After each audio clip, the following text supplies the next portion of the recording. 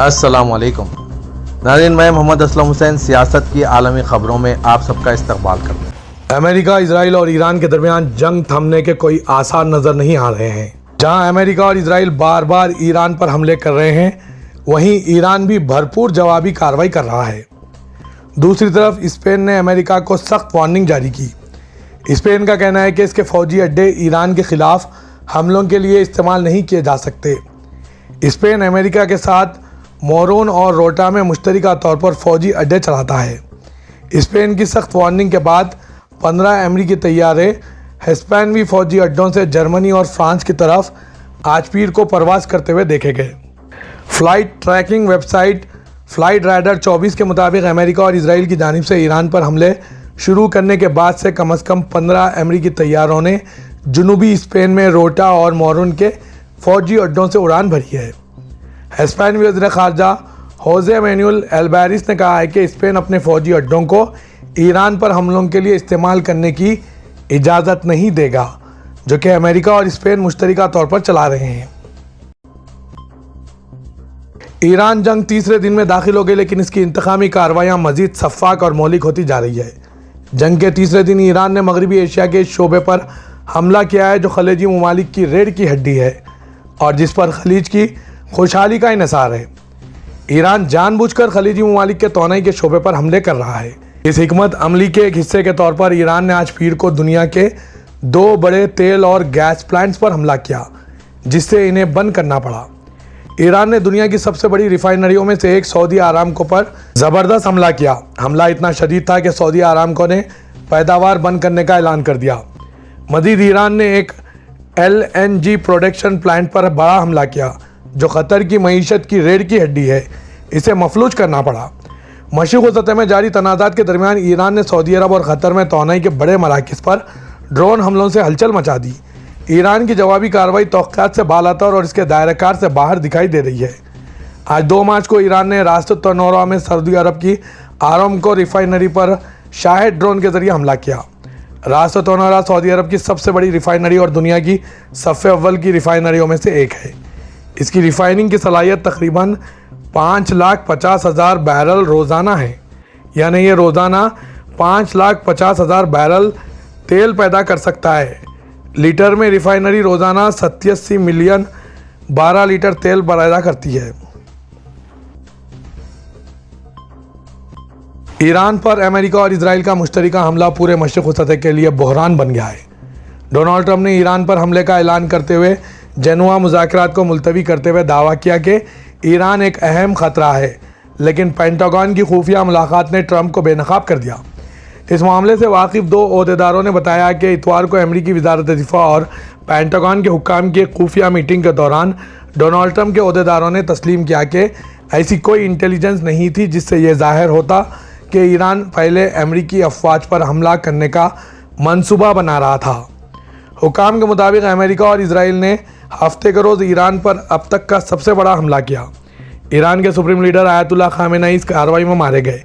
ईरानी जंगी जहाज़ डूब गए और अब तक 1000 से ज़्यादा अहदाफ को निशाना बनाया जा चुका है। लेकिन इतवार को पेंटागन के इजलास में दिया गया बयान ट्रंप के पहले के दावे की तरदीद करता है। दरहकीकत डोनाल्ड ट्रंप इंतज़ामिया के सीनियर ओहदेदारों ने पहले कहा था कि सदर ट्रंप ने जुज़वी तौर पर ईरान पर हमले का फ़ैसला इसलिए किया क्योंकि इसे इशारे मिले थे कि ईरान मुमकिना तौर पर मशरिक़ सतह में तैनात अमरीकी अफवाज पर हमला कर सकता है, लेकिन ये गलत साबित हुआ। पेंटागन ने यह बात जान ली है कि इजराइल और अमेरिका ने पहले ईरान पर हमला किया। अमेरिका और इजराइल ने मुश्तरका तौर पर ईरान पर शदीद हमले किए, जो तीसरे रोज़ भी जारी रहे। इसके जवाब में ईरान ने भी कई ममालिक में अमरीकी फ़ौजी अड्डों पर हमले किए, जिससे मशरिक़ सतह में कशीदगी में इजाफा हुआ। दूसरी तरफ खामेनेई की मौत के बाद ईरान ने अपने अटल मौक़िफ़ का इआदा किया है। ईरान की जमकरान मस्जिद पर इंतकाम का सुर्ख झंडा लहरा दिया गया। डोनाल्ड ट्रंप ने आज रात देर गए बात करते हुए ईरान पर हमले तेज़ करने का वादा किया। डोनाल्ड ट्रंप ने यह भी कहा कि ईरान इंतबात पर अमल करने में नाकाम रहा है और ज़रूरत पड़ने पर हम फ़ौज तैनात करेंगे। डोनाल्ड ट्रंप ने मज़ीद दावा किया कि ईरान के पास ऐसे मिसाइल है जो अमेरिका तक पहुंचने की सलाहियत रखते हैं। मशरिक़ व सतह में अमेरिका और इजराइल ने शदीद तबाही मचा रखी है। लेकिन ईरान अभी अपनी असल ताकत छुपा कर बैठा है। दिफाई माहिरीन का कहना है कि ईरान ने अभी तक अपनी सबसे मोहलिक मिसाइलों का इस्तेमाल नहीं किया। ये ईरान की एक बड़ी हिकमत अमली का हिस्सा हो सकता है। ईरान जानबूझकर छोटे और कम मार करने वाले हथियार इस्तेमाल कर रहा है। इसका असल मकसद इजराइल और अमेरिका के जदीद एयर डिफेंस सिस्टम्स को मुकम्मल तौर पर थका देना है। जब आयरन डोम और पैट्रियट जैसे सिस्टम्स अपनी महंगी मिसाइलें ख़त्म कर लेंगे तो ईरान अपना सबसे बड़ा और तबाहकुन हमला कर सकता है। यह अमेरिका और इजराइल के लिए एक बड़ा जाल साबित हो सकता है। जब एंटी मिसाइल सिस्टम मुकम्मल तौर पर थक जाएंगे तो ईरान की फतेह जैसी हाइपरसोनिक मिसाइलें असल तबाही मचा सकती है। इस सिफारती हिकमत अमली ने पूरी दुनिया की तशवीश में इजाफा कर दिया है। ईरान इस मुमकिन जंग में बड़ी चालाकी से काम ले रहा है। वो अमेरिका और इजराइल के दिफाई निज़ाम को मुसलसिल जांच कर रहा है। ईरान जानबूझकर सस्ते ड्रोन्स और पुरानी मिसाइलें दाग रहा है, जबकि इजराइल इन्हें गिराने के लिए अपनी महंगी मिसाइलें इस्तेमाल कर रहा है। एक वक्त ऐसा आ सकता है जब इजराइल के पास इंटरसेप्टर मिसाइलों की शदीद कमी हो जाएगी। इसी कमी का फ़ायदा उठाकर ईरान अपना सबसे ख़तरनाक हमला करेगा। ईरान लगातार अपनी मिसाइलों से इजराइल और अरब ममालिक में मौजूद अमेरिकी एयरबेसेस पर हमले कर रहा है। इस बीच ईरान ने एक बड़ा दावा करते हुए कहा कि इसने इजरायली वज़ीर-ए-आज़म बेंजामिन नेतन्याहू के दफ्तर को कामयाबी के साथ निशाना बनाया है। IRGC ने दावा किया है कि न सिर्फ नेतन्याहू के दफ्तर पर हमले किए गए हैं बल्कि एयरफोर्स कमांडर पर भी हमले किए गए। हालांकि इजराइल ईरान के इस दावे को पूरी तरह से खारिज कर रहा है। इजराइल ने ऐसे किसी हमले से इनकार किया है। इसने नेतन्याहू के दफ्तर पर हमले के ईरान के दावे की तरदीद की, लेकिन सभी जानते हैं कि इजराइल झूठा है। वो इस तरह के दावे क्यों कर रहा है कि अपनी साख मुतासिर ना हो। ईरान की जानिब से बैलिस्टिक मिसाइल हमले की इत्तलात के बाद वसती इजराइल और यरूशलेम के अतराफ़ में सायरन बज गए। हुक्काम के मुताबिक इजराइल की जानिब से मुतअद्दिद मिसाइल दागे गए, जिससे रिहायशियों को फौरी तौर पर महफूज मुकामात और बंकरों पर मुंतकिल होने की हिदायत दी गई। दरअसल जनूबी इजराइल में क़ब्ल अज़ वक्त वार्निंग अलर्ट जारी कर दिया गया क्योंकि मज़ीद प्रोजेक्टाइल फायर किए जाने की इत्तलात सामने आई। सिक्योरिटी एजेंसियां सूरत हाल पर नज़र रखे हुए और फ़िज़ाई दिफाई निज़ाम मिसाइलों को रोकने की कोशिश कर रहा है। ईरान में सुप्रीम लीडर आयतुल्लाह खामेनेई की शहादत के बाद खम की जमकरान मस्जिद के गुंबद पर सुर्ख परचम इंतकाम लहरा दिया गया है। सुर्ख परचम को अलामती तौर पर बदला और इंसाफ के ऐलान के तौर पर देखा जा रहा है। रिपोर्ट्स के मुताबिक जमकरान मस्जिद ईरान में मजहबी अहमियत की हामिल इबादतगाह है, जहां सुर्ख परचम लहराना गैर मामूली अलामती इक़दाम समझा जाता है। ईरानी मीडिया का कहना है कि ये इक़दाम हामियों के गम व गुस्सा और मुमकिना जवाबी कार्रवाई के अज़्म की अलामत है। परचम ईरान में अवाम और पासदारान इनकलाब की जानिब से अमरीकी और इजरायली हमलों के जवाब में लहराया गया ताकि मुल्क में इत्तेहाद और हिम्मत का पैगाम दिया जा सके। ईरानी सरकारी मीडिया के मुताबिक आयतुल्लाह खामेनेई तेहरान में इजराइल और अमेरिका के मुश्तरका फ़िज़ाई हमले में शहीद हुए। खबर सामने आने के बाद ईरान समेत मुख्तलिफ ममालिक में एहतजाज और शोक की लहर देखी गई। कुवैत की वज़ारत दिफा ने कहा है कि आज पीर की सुबह कई अमरीकी जंगी जहाज़ गिरकर कुवैत में तबाह हो गए, ताहम इनका अमला महफूज रहा। दूसरी जानिब ईरान ने तीसरे रोज़ भी खलीजी ममालिक पर हमले जारी रखे। फ्रांसीसी खबरसां इदारे AFP के मुताबिक कुवैत की वज़ारत दिफा के तर्जुमान ने एक बयान में कहा है कि अमरीकी जंगी तैयारे आज सुबह गिरकर तबाह हुए, ताहम इन तैयारों का अमला महफूज बच गया। बयान में यह भी कहा गया है कि तैयारों की गिरने की वजूहात जानने के लिए तहक़ीक़ात की जा रही है। बयान के मुताबिक हुक्काम ने फौरी तौर पर रेस्क्यू कार्रवाइयाँ शुरू कर दी। अमले को बाहर निकालने के बाद अस्पताल मुंतकिल किया, जहाँ इनकी हालत बेहतर बताई गई। बरतानवी अखबार डेली टेलीग्राफ के मुताबिक अमेरिकी सदर डोनाल्ड ट्रंप ने एक इंटरव्यू में कहा है कि वो बरतानवी वज़ीर-ए-आज़म केयर स्टारमर से बहुत मायूस है क्योंकि उन्होंने अमेरिका को ईरान पर हमलों के लिए डेगो गार्सिया एयरबेस इस्तेमाल करने की इजाज़त नहीं दी। इत्तलात के मुताबिक बरतानिया ने इब्तिदा में अमेरिका को अपनी फ़ौजी तनसीबात से फ़िज़ाई हमले करने की इजाज़त देने से इनकार किया था, लेकिन आज स्टारमर ने कहा है कि वो इनकी दरख्वास्त कबूल कर रहे हैं कि अगर अमेरिका ईरानी अहदाफ पर कोई दिफाई हमला करना चाहे तो बरतानवी अड्डों का इस्तेमाल कर सकता है। आज पीर को शाया कि इंटरव्यू में ट्रंप ने बरतानवी अखबार को बताया कि स्टारमर को अपना फ़ैसला तब्दील करने में बहुत ज़्यादा वक्त लग गया। उन्होंने कहा कि शायद ऐसा पहले कभी हमारे दोनों ममालिक के दरमियान नहीं हुआ। लगता है वो इसकी कानूनी हैसियत के बारे में फिक्रमंद थे। ईरानी हिलाल अहमद ने बताया है कि 2 दिन कबल शुरू हुई अमरीकी और इजरायली हमलों के नतीजे में ईरान में अब तक मजमूई तौर पर 555 अफराद जाँ बहक हो चुके हैं। खबरसां इदारे एफपी के मुताबिक इंसानी हमदर्दी की बुनियाद पर काम करने वाली इस तंजीम ने आज पीर को यह बयान टेलीग्राम पर जारी किया। हिलाल अहमद ने कहा है कि मुल्क के मुख्तलिफ खित्तों में किए गए सह्योनी अमरीकी दहशतगर्दाना हमलों के बाद अब तक 131 शहर मुतासिर हुए हैं और अफसोस के साथ कहना पड़ रहा है कि हमारे 555 हम वतन जान से जा चुके हैं। लेबनान के महकमा सेहत ने कहा है कि आज सुबह बैरूत की जुनूबी मज़ाफ़ात और जुनूबी लेबनान में इजरायली हमलों में कम से कम 31 अफराद हलाक और 139 दीगर ज़ख्मी हो गए। महकमे ने कहा कि यह आदाद शुमार इब्तदाई और गैर हतमी गिनती पर मबनी है। इजरायली फ़ौज ने लेबनान में फ़िदाई हमले शुरू कर दिए और इजरायली मीडिया की रिपोर्ट्स के मुताबिक फ़ौज का कहना है कि ये हमले शुमाली इजराइल की तरफ रॉकेट फायरिंग के जवाब में किए गए। हिजबुल्लाह ने कहा कि इजरायली और अमरीकी हमलों के बाद ईरान की हिमायत करना इसका फ़र्ज़ है। हालिया इजरायली तशद्दुद ने इस तनाज़े को वसी कर दिया है जो कि पूरे मशरिक़ व सतह में फैल चुका है। वाज़ेह कि हिजबुल्लाह तेहरान के मशरिक़ व सतह में अहम हलीफों में से एक है।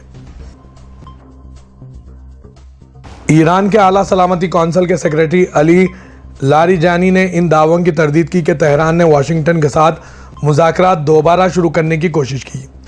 उन्होंने वाज़ेह अल्फाज में कहा कि ईरान अमेरिका के साथ बातचीत नहीं करेगा। लारिजानी ने सोशल मीडिया प्लेटफॉर्म एक्स के जरिए उन रिपोर्ट्स का जवाब दिया जिनमें कहा गया था कि ईरान ने अमेरिका के साथ मुज़ाकरात के लिए नई पेशकदमी की है। अल जज़ीरा की एक रिपोर्ट का हवाला देते हुए जिसने दी वॉल स्ट्रीट जर्नल का हवाला दिया था और दावा किया था कि लारिजानी ने ओमान के जरिए वाशिंगटन के साथ मुज़ाकरात दोबारा शुरू करने की कोशिश की। उन्होंने कहा कि हम अमेरिका के साथ मुज़ाकरात नहीं करेंगे। एक अलग तहरीर में लारिजानी ने ईरान के बारे में अमेरिकी सदर डोनाल्ड ट्रंप के बयानात का भी जवाब दिया। मुश्तरका अमरीकी इजरायली हमलों में ईरान के सुप्रीम लीडर आयतुल्लाह खामेनेई की हलाकत के बाद ईरान ने इसराइल के खिलाफ जवाबी बैलिस्टिक मिसाइल मुहिम तेज़ कर दी है। इजरायली ज़राए के मुताबिक ईरानी मिसाइल हमलों से इसराइल में कम से कम 12 अफराद हलाक और 150 से ज़ायद आज ज़ख्मी हो गए हैं। इसराइल के आयरन डोम, डेविड सलंग और एरो समेत जदीद कसीरुल सतही फ़िज़ाई दिफाई निज़ामों ने ईरानी मिसाइलों की अक्सरियत को नाकारा बना दिया है, लेकिन बास का निशाने पर लगना शहरी नुकसान का सबब बना। सबसे हलाकत खेज़ हमला अल-कुद्स के मगरबी शहर बैत शम्स में एक ईरानी बैलिस्टिक मिसाइल के एक मोहल्ले को निशाना बनाने से हुआ। मिसाइल ने एक बम पनाहगाह समेत मुतअद्दिद इमारतों को तबाह कर दिया और धमाकों के नतीजे में छतें गिर गई। मशरिक़ व सतह में कशीदगी एक बार फिर शदीद हो गई जहाँ ईरान ने बहरीन पर बड़े पैमाने पर आज हमला किया।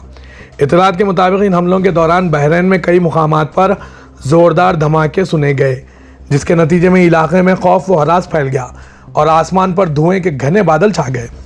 ज़राए का कहना है कि ईरान ने मुकामी तौर पर मौजूद इसराइल और अमेरिका के फ़ौजी अड्डों को निशाना बनाते हुए शदीद बमबारी की है।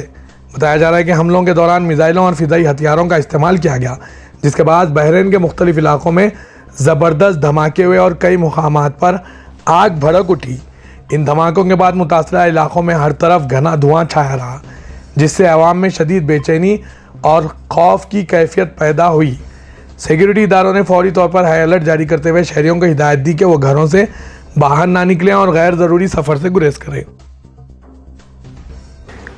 ईरान, इसराइल और अमेरिका जंग के बाद आलमी मार्केटों में खाम तेल की कीमतों में मुसलसिल इजाफा जारी है। ईरान, इसराइल और अमेरिका में जंग और ईरानी सुप्रीम लीडर आयतुल्लाह खामेनेई की शहादत के बाद मशरिक़ व सतह में कशीदगी में मज़ीद इजाफा हो गया जिसका असर तेल की कीमतों पर पड़ रहा है और बैनुल-अक़वामी मार्केटों में खाम तेल की कीमतों में मुसलसिल इजाफा जारी है। बरतानवी खबरसां इदारे रॉयटर्स के मुताबिक आज पीर के रोज़ तेल की कीमतों महीनों की बुलंद तरीन सतह पर पहुँच गई और 7% तक इजाफा देखने में आया। ब्रेंट क्रूड फ्यूचर की कीमत $82 तक पहुँच गई जो कि जनवरी 2025 के बाद सबसे ज़्यादा है। अमेरिका और इसराइल की जानिब से ईरान पर हमले और हफ्ते के रोज़ इसके सुप्रीम लीडर आयतुल्लाह खामेनेई की शहादत के बाद पहले फ्यूचर ट्रेडिंग में GMT 0054 तक क्रूड फ्यूचर्स $78 फ़ी बैरल $5.37 या 7.37% ज़्यादा थे। सऊदी प्रेसिडेंसी एसपीए के मुताबिक सऊदी वज़ारत दिफा के तर्जुमान मेजर जनरल तुर्की अल मालिकी ने आज पीर को प्रिंस सुल्तान एयरबेस के करीब 5 मुआंदाना ड्रोन्स को फ़िज़ा में ही रोके और इन्हें तबाह करने का ऐलान किया। इससे कबल मेजर जनरल तुर्की अल मालिकी ने इस बात की भी तस्दीक की थी कि दमाम के करीब रास तोनरा रिफाइनरी को निशाना बनाने की कोशिश करने वाले 2 ड्रोन्स को कामयाबी से नाकारा बना दिया गया।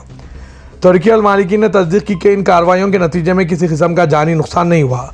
अलबत्ता उन्होंने बताया कि ड्रोन्स का मलबा गिरने की वजह से रिफाइनरी के अंदर मामूली आग लग गई थी, जिस पर फौरी तौर पर काबू पा लिया गया। खलीज ताउन कौंसिल यानी जीसीसी की वजारत कौंसिल ने किसी भी जारियत का जवाब देने के लिए खलीजी रियासतों के हक़ की तौसीक़ की। जीसीसी की वजारत कौंसिल का 50वां गैर मामूली इजलास वीडियो लिंक के ज़रिए बहरीनी वज़ीर ख़ारजा और कौंसिल के मौजूदा चेयरमैन डॉक्टर अब्दुल लतीफ़ अल ज़यानी की ज़ेर सदारत हुआ। इजलास में सऊदी वज़ीर ख़ारजा शहज़ादा फैसल बिन फरहान, रुकन मुल्कों के वज़राए ख़ारजा, कौंसिल के सेक्रेटरी जनरल जासिम बदवी ने शिरकत की। इमारत, बहरीन, सऊदी अरब, ओमान, क़तर और कुवैत पर गुज़िश्ता रोज़ हुए ईरानी मिसाइलों और ड्रोन हमलों पर तबादला ख्याल किया गया। इजलास में ईरानी हमलों से शहरी तनसीबात और रिहायशी इलाकों पर हुए नुकसानात का जायजा लिया गया। सऊदी वली है तो शहजादा मोहम्मद बिन सलमान को हिंदुस्तान के वज़ीर आज़म नरेंद्र मोदी की जानिब से टेलीफोन कॉल मौसूल हुआ। सऊदी प्रेसिडेंसी एसपीए के मुताबिक आज पीर को हुई गुफ्तगू के दौरान दोनों रहनुमाओं ने खित्ते की सूरत-ए-हाल और ख़तरनाक फ़ौजी कशीदगी पर तबादला ख्याल किया, जो खित्ते और दुनिया की सलामती व इस्तेहकाम के लिए ख़तरा है। आज़म नरेंद्र मोदी ने मुमलिकत के ख़िलाफ़ ईरानी हमलों पर इंडिया की जानिब से शदीद मज़म्मत का इजहार किया और सऊदी अरब के साथ यकजहती का इआदा किया। हिंदुस्तान के वज़ीर आज़म ने मुमलिकत की खुद मुख्तारी, इलाक़ाई सालिमियत और सलामती को लाहक किसी भी किस्म के ख़तरात की भी मज़म्मत की। पाकिस्तान की फ़ौजी तारीख़ में शर्मिंदगी की इससे बड़ी मिसाल शायद ही मिली है। ऑपरेशन सिंदूर में भारत को शिकस्त देने का ख्वाब देखने वाले field marshal general Asim Munir अब अपनी ही फ़ौज के महफूज तरीन अड्डे धुआं होते देख रहे हैं। भारत से मुँह की खाने के बाद अफ़गानिस्तान ने भी पाकिस्तान को इसकी औकात दिखा दी। रावलपिंडी के नूर खां एयरबेस पर तालिबान के मिसाइलों ने जो तबाही मचाई है वो कभी पाकिस्तानी फ़ौज का गुरूर समझी जाती थी। इसने मुनीर की बेबसी को दुनिया के सामने बेनकाब कर दिया। ये बेबसी की इंतहा है जहां दुनिया की 7वीं बड़ी फ़ौज समझे जाने वाली पाकिस्तानी फ़ौज ने मिसाइलों को अपनी नाक के नीचे गिरते देखा, जबकि इसके राइडर खामोश रहे। मुनीर जो कल तक कश्मीर और भारत को फतेह करने का ख्वाब देखते थे, आज इसके पास इस बात का कोई जवाब नहीं कि अफ़गानिस्तान, जिसके पास मुनासिब लड़ाका तैयारों की भी कमी है, रावलपिंडी और कोयटा के फ़ौजी हेडक्वार्टर्स को मैदान जंग में तब्दील कर दिया। यह सिर्फ एक हमला नहीं बल्कि जनरल मुनीर के गुरूर की खबर है, जिसने भारत जैसे ताकतवर मुल्क से टक्कर लेने का घमंड किया, लेकिन अपने पड़ोसियों के हाथों जिल्लत उठानी पड़ रही है।